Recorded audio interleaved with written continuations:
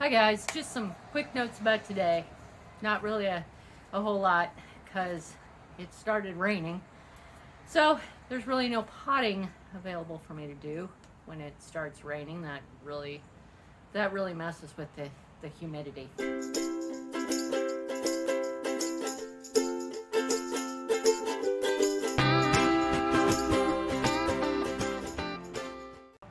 I was hoping to get some stuff potted today. I did get some stuff cleaned up.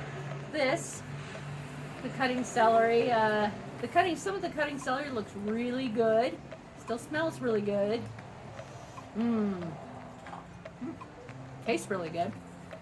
And then some, which really needs repotting. Look at all that grass in there. These really need to be repotted. I did go through and I plucked all the sage and the parsley that were really miserable, and I got rid of them. Because I don't need to be wasting energy or time on things that aren't really going to be useful to me. In the greenhouse, I took a look at the brand new babies that came up and took a look at all my expected humidity and my temperature. And I also got some lights up and a few little shelves.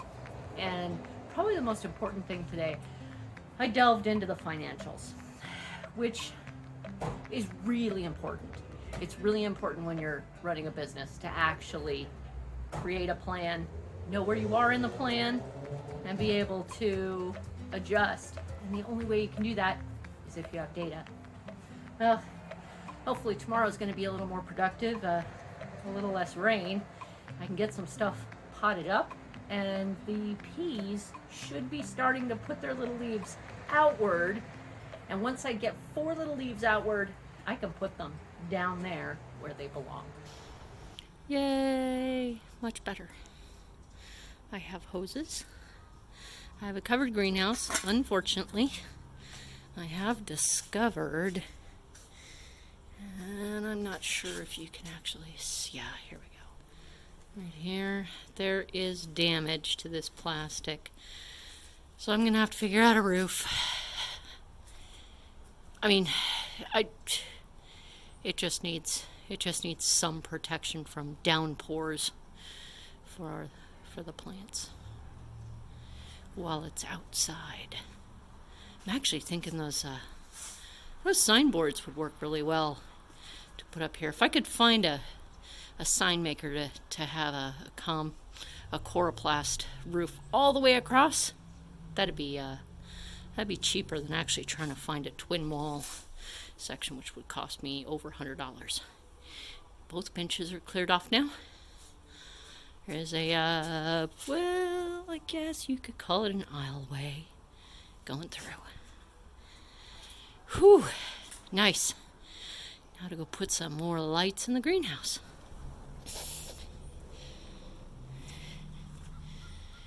Well, in the midst of cleaning out the garage, I had to remove this bed because there's just no space for it in there whatsoever. So I actually came out here and lined it with cardboard. And I filled it up with a bunch of compost. I'm going to let the cardboard settle before I start making potting mix to actually fill it up with. Next job, figure out which of these hoses, well, I need 2 of them. Which 2 of these hoses are going to go in the front? I already have my main hose going down there, which is fine. But I'm going to need one going from that tap to that hose so I can water those plants. Water planning. Yay! Oh.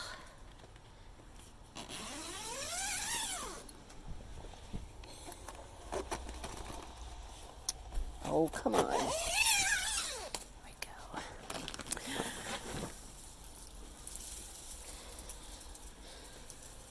Let's see.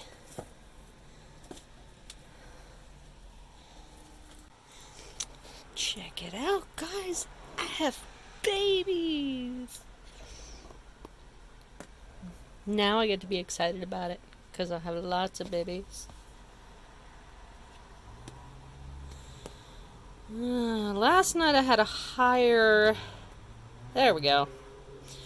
The temperature is 68 and the humidity is going up dramatically because I have the door open, but also because I watered last night. The Alaska shelling peas are really going to town. This is day 6. I planted the 14th, and many are up. Many. This is these are the snow peas. These are Alaska shelling peas right here. Those are the snow peas. These are 2-year-old seeds. So, well, germination rate should be going down, but the Alaska snow peas just don't seem to realize that. These are great. They're looking great, and they've got good strength to them. Very good strength. I think this was one of the first up, and this was one of the first up. This is great because our weather right now is really getting warmer, which is scary.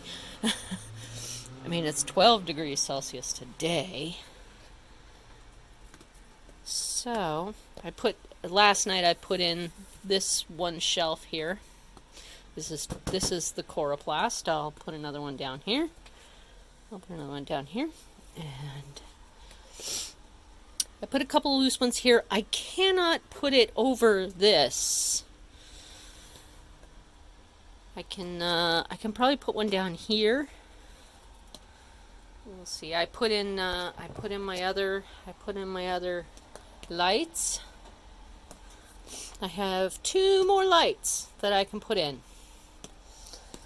So I will put these babies back under that light. And my next job for today is clean up that. Yeah. Repot some stuff. And maybe clean the grill. Pretty some stuff up. See how it goes. It's raining.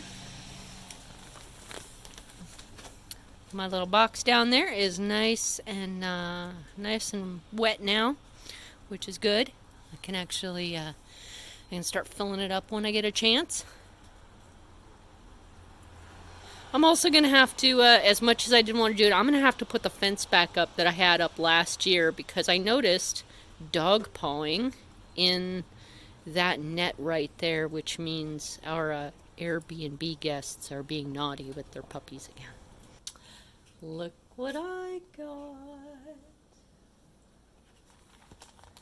Let's see what came in the mail for me.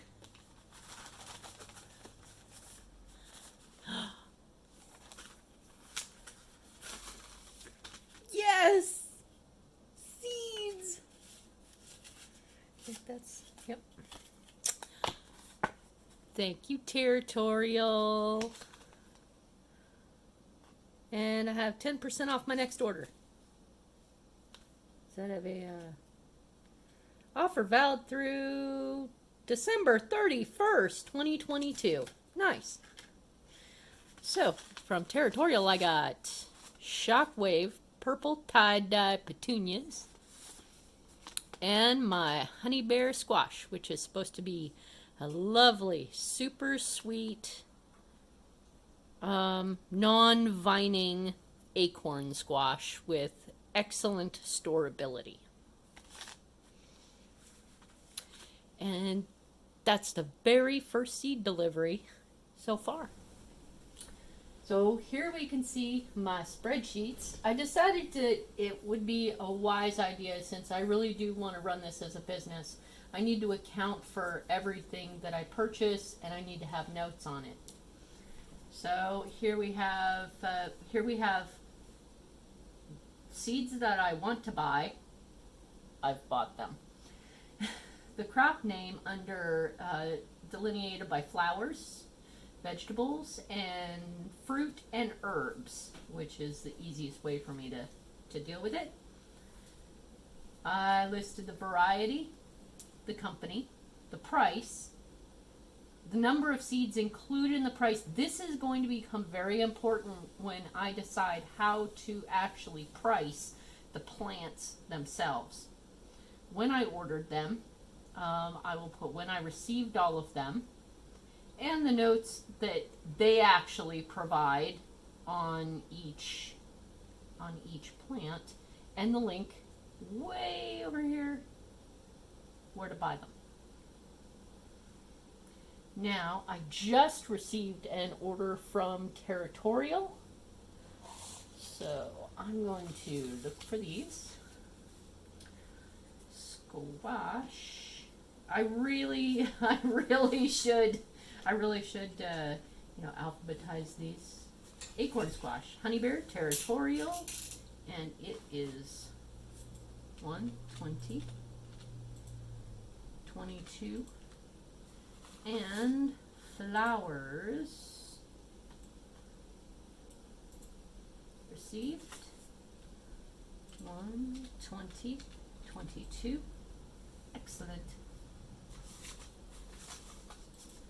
This will also help me if I have to return any of these, if these don't actually conform to what I ordered. It'll be much easier for me to see what I was told I would get and what I actually got and be able to make a complaint. Now, way down here, total purchased amount. I'm not going to say that one because the editor's just right there. But this much has been spent.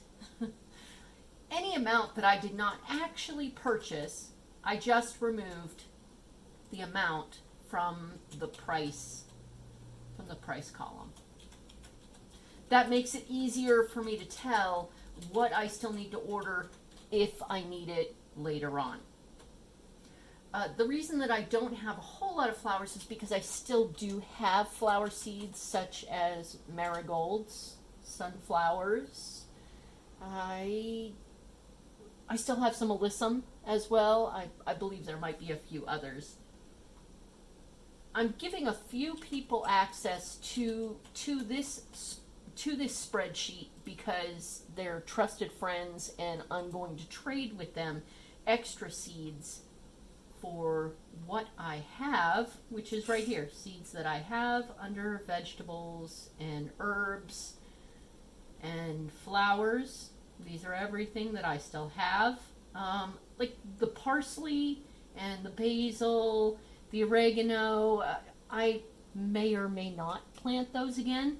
I may not need to because I already have pots that are filled with plenty of those, and through the year I'll be able to trim them, dry them, and keep my supply up to par. But they'll make really good trading items. And that in turn will make life cheaper for me, especially since I don't have any collard greens. I didn't actually order any, but I know a few of my friends actually do order collard greens, so they may come up with a really good trade for me, and I don't have to spend $4 or $4.50 to try to go find those. And we do not have collard green seeds here in our markets because hardly anybody grows them. Well, I think this is it for this. Now, the other spreadsheet I have is also important. This is my planting spreadsheet. It has each crop, each date that I should plant it, the actual date I plant it, the date I transplant it, and how well the germination went, as well as a bigger thing for notes. I'm really looking forward to this tiny bok choy because we really need vegetables. I start with the Alaska shelling peas and the Thai chunk snow peas, as well as some mustard, because those are great indicator plants of how my brand new greenhouse is going. And right now, almost all of the Alaska shelling peas are already up. And it's taken them 6 days to get up. 6 days. And I don't anticipate too much longer before I can actually transplant them into their larger containers so they can start crawling up the nets. And if you have any suggestions for what to put on, if I've forgotten anything on a spreadsheet, let me know, because I'm not used to actually doing a spreadsheet in such a sophisticated manner. This is really just going to help me price everything appropriately. Or everybody should realize that the thing about business is we all have to account for expenses and income. So, and let me be clear, I do not know what I am doing, but I'm going to try this anyway. I've created a spreadsheet for my expenses and my income. I've listed the date I've purchased each item or spent money on it, what the item is, and I've spent so far $100.66 on seeds. And the note is, see seeds 2022, because up here in this spreadsheet I've actually listed each seed and the cost for each seed. Substrate, $39.98, and I spent that on cocoa coir and peat moss. And containers I got from Amazon. These are 10-gallon rectangle grow bags. I needed to spend that now because I knew I was producing the peas, and the Alaska shelling peas and the snow peas grow incredibly well in cold weather. So the second they are ready, they're going to go out in the garden. I know it's before our last frost date, but we generally don't have frost here, so they're just going to go out. So I have containers for them. I've also anticipated other needs like fertilizers, antifungals, and insecticides. The greenhouse is going to require insecticide immediately. I have to get on top of the ants, otherwise the ants will encourage aphids, and that is just a nightmare I've dealt with every single year, in and out, ever since I've had a greenhouse. Antifungals they're a little bit expensive, but I only use them generally once every 6 months. So it's kind of a once a half a season kind of thing. Fertilizer, of course, is a constant, and nitrogen prices have gone up, and I'm going to have to decide what fertilizer I'm going to use and whether it's going to be cost effective for me to continue using that same fertilizer through the whole season. Right now, I owe myself $155.03. I say I owe myself because that's what I've spent. That's how much profit I need to make to break even. And I'm hoping I can do that. Obviously here today, I'm going to go out and buy insecticide for those ant bait traps. So that's going to, I'm just going to keep watching my expense tab growing, which is a little scary for business, but that's okay. I'm just going to try to have some patience. I kept my receipt from FARS. Most of my receipts are going to be from Amazon, so I don't need a physical copy of them. But this I do. It's my receipt from FARS because the peat moss is just a nightmare to get from Amazon. It costs over $50 to get here, and I can just spend $20 for one bale of peat moss going to FARS. Now, that peat moss I was wary of whether I actually wanted to include it or not. It's actually for experimental carrots, which may or may not be sold through the farm. If I do sell them, then I do need to account for the peat moss. And if I use the peat moss in anything for the farm, I have to account for it, so I may as well just toss it in there anyway. And that is my lovely spreadsheet.